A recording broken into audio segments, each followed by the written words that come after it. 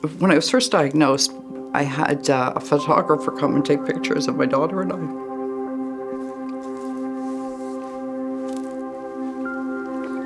Because I wanted pictures of me smiling normally.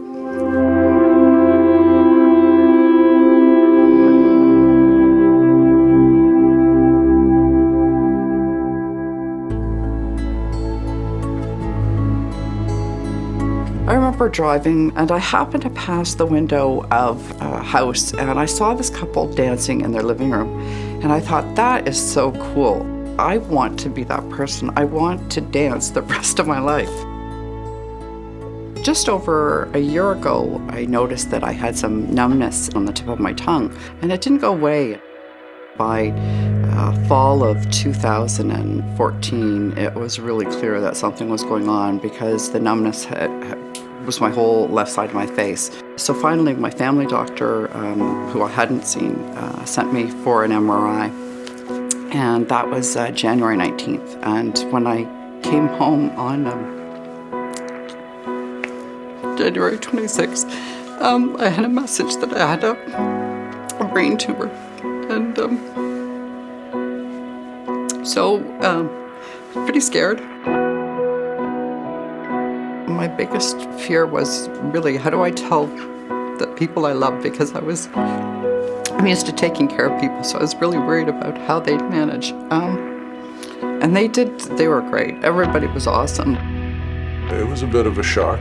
We had only dated just a little over a year. It's, you're just getting to know somebody and then they become ill, so it was different, but she's worth hanging in there for, so.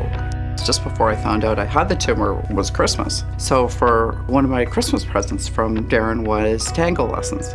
And unfortunately, then surgery happened and I never was able to get around to it. So a year later, when we were back to traveling and doing all sorts of neat things, he said, okay, now's the time.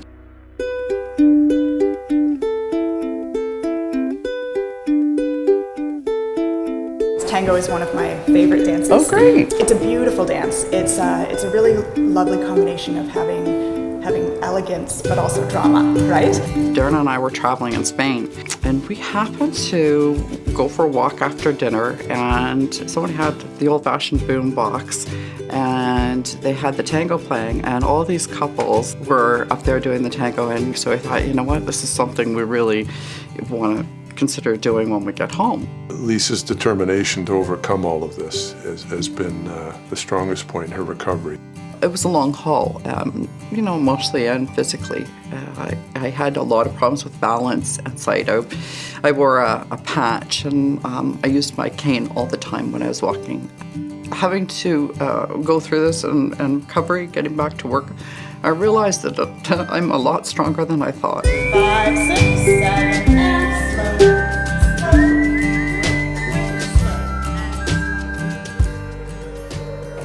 The use of the camera has allowed us to take video of the lesson. It's just been a great tool that I would never have thought. Looks good, you ready? That's probably the best way to learn, I think, is when you see yourself dancing. We can review it and know when we're practicing that we're actually using the right form.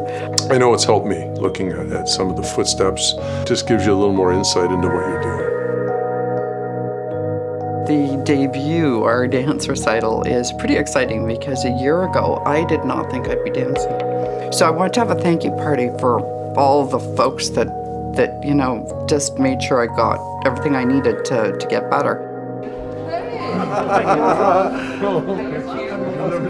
This evening we're at the Joy of Dance for our tango recital. Just a chance to get dressed up and feel good about all the work that's gone into this and where we're at, a year down the road from surgery. We've had 5 practices and a little bit of homework, so I think we're ready to go. Speak for yourself, I'm really nervous. I'm super nervous. This should be okay.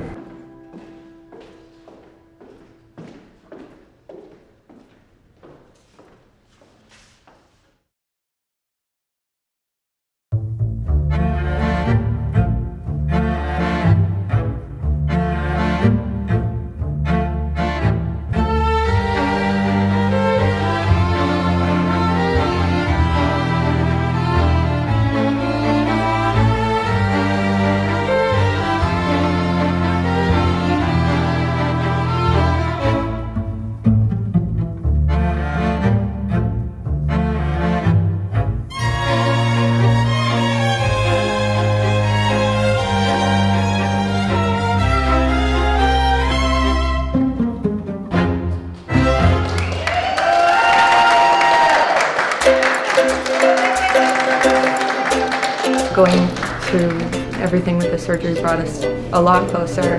It was nice to be there for her when she needed me, because she's always been there for me. I'm so proud I cannot tell you. She sets a goal and she keeps going.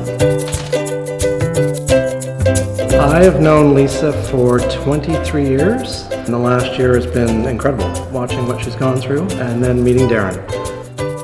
I guess maybe I didn't realize I was sort of taking her for granted a little bit, and it takes that feeling like you might lose someone to realize how important they are to you. I didn't think I'd be back at work. I didn't think I'd be doing the tango. I didn't think I'd be traveling, and I'm just grateful I have all this.